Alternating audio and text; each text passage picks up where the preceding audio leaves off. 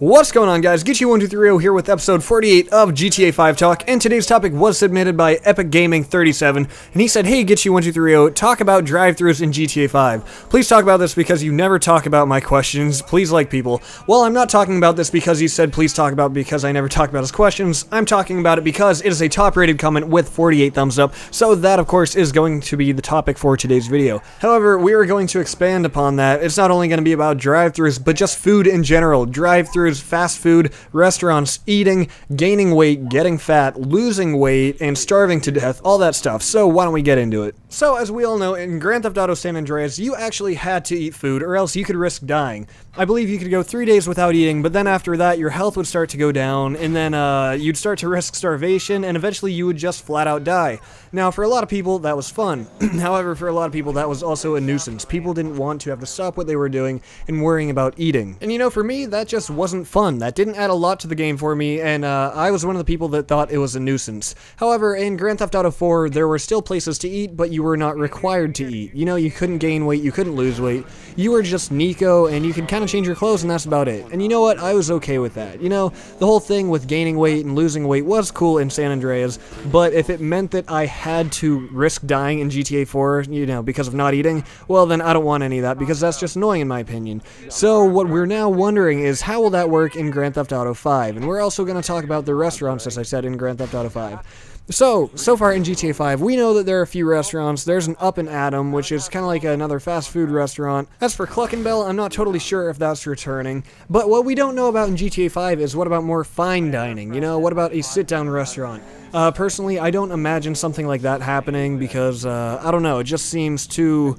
Yeah, you don't play Grand Theft Auto to go to a sit-down restaurant and drink fine red wine for 20 minutes and eat a steak and sit there and be good, you know? The only reason I would personally go to a 5-star restaurant is to mess shit up, you know, and just wreak havoc. So, personally, I don't think fine dining will be in. But now with the fast food restaurants, as the question asks, what about drive-thrus?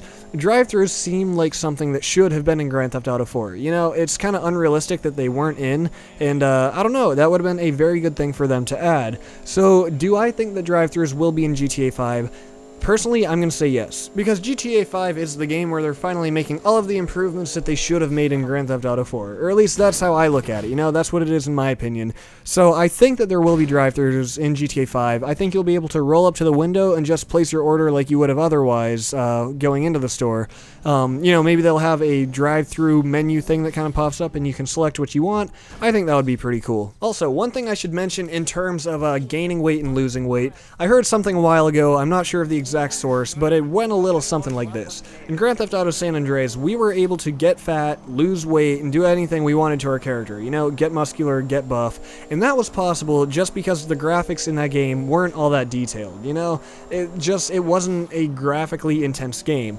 However, now we're in GTA 5, and the developers of the game have actually told us that the character models in this game are too complex to kind of work out a system like that.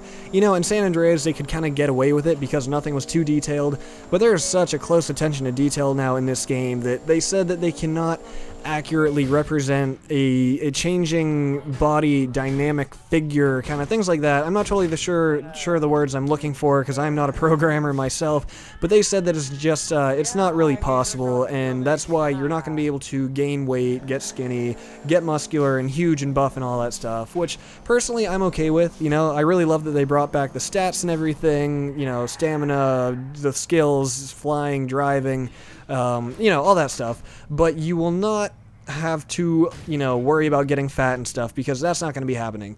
So guys, I think that's probably about it for the topic of food. I hope I covered everything fairly well. So that's going to do it for me, guys. 9 more days until GTA 5 comes out. I can't wait. So as always, continue submitting your topics for future GTA 5 Talk episodes, and really, I'm not sure how many there will be left, because this is episode 48. I might try to end it on an even 50, if that works out, unless I need filler days where there's really no news, but with this many more days till release, I'm gonna shoot for an even 50. Maybe I'll have to go over a little bit. I don't know. We will see.